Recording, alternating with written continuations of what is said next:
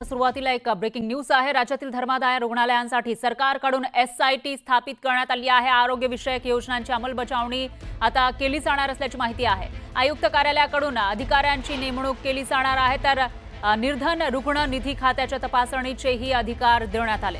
धर्मादाय रुग्णालयामध्ये रुग्णांच्या उपचारासाठी महत्त्वाचा हा निर्णय मानला जातोय। एसआयटी मध्ये 3 विभागाच्या सदस्यांचा समावेश असेल। धर्मादाय आयुक्त, वैद्यकीय शिक्षण, धर्मादाय रुग्णालय मदत कक्ष या विभागातील अधिकारी असतील अशी माहिती समोर येते। तर धर्मादाय रुग्णालयांचा मुद्दा मागच्या काही दिवसांमध्ये चर्चेत आला होता, त्यानंतर आता सरकारने यावर एसआयटी स्थापित केलेली आहे आणि यानुसार जे काही धर्मादाय रुग्णालय आहेत राज्यातली त्याच्यावर एक प्रकारे नियंत्रण ठेवलं जाणार आहे। आणि याविषयी अधिक माहितीसाठी आपले प्रतिनिधी तुषार रूपनवर हे आपल्यासोबत जोडले गेले आहेत। तुषार, काय सांगाल, एसआयटी सरकारकडून स्थापित केली जाते धर्मादाय रुग्णालयांसाठी, नेमकं काय काम करेल ही एसआयटी, कशा पद्धतीची कार्यपद्धती असेल? सर्वसामान्य नागरिकांसाठी आरोग्याचा प्रश्न हा नेहमी आपल्याला ऐरणीवरती येताना पाहायला मिळत असतो।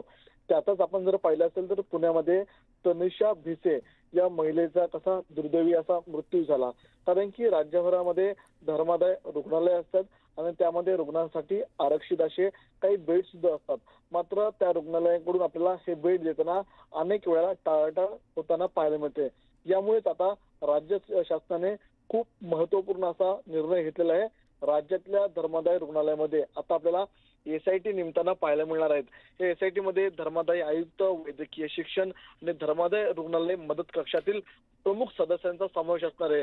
ही समिती प्रामुख्याने आपल्याला या गोष्टीचा आढावा रिपोर्ट देणार आहे की राज्यामध्ये एकूण किती धर्मादाय रुग्णालय आहेत, प्रत्येक रुग्णालयामध्ये खाटांची आरक्षित संख्या किती आहेत हे पब्लिश केले जाणार आहे आणि सत्यता या संदर्भातली समोर येताना पाहायला मिळणार आहेत। कारण की अनेक मोठ्या रुग्णालयांमध्ये आपण पाहिलं असेल तर ज्या खाटा धर्मादाय रुग्णालयासाठी आरक्षित असतात असे बेड सुद्धा सर्वसामान्य नागरिकांना मिळताना पाहायला मिळत नाही आणि त्यामुळेच सर्वसामान्य रुग्णांना अशा इस्पितळामध्ये उपचार न मिळालेल्या कारणामुळे अनेक वेळेला ते दगावताना आपल्याला पाहायला मिळतात। त्यामुळे शासकीय योजनांची अंमलबजावणी होण्यासाठी मुख्यमंत्री देवेंद्र फडणवीस आपल्याला वारंवार अधिकाऱ्यांना आदेश देताना पाहायला मिळतात आणि त्या संदर्भातली आता आरोग्य संदर्भातली एक मोठी डेव्हलपमेंट आपल्याला पाहायला मिळते। आता आपल्याला ही एसआयटी नेमल्यानंतर आपल्याला सत्यता बाहेर पडताना पाहायला मिळणार आहे। बरोबर आहे तुषार, धन्यवाद तुम्ही दिलेल्या या सविस्तर माहितीसाठी।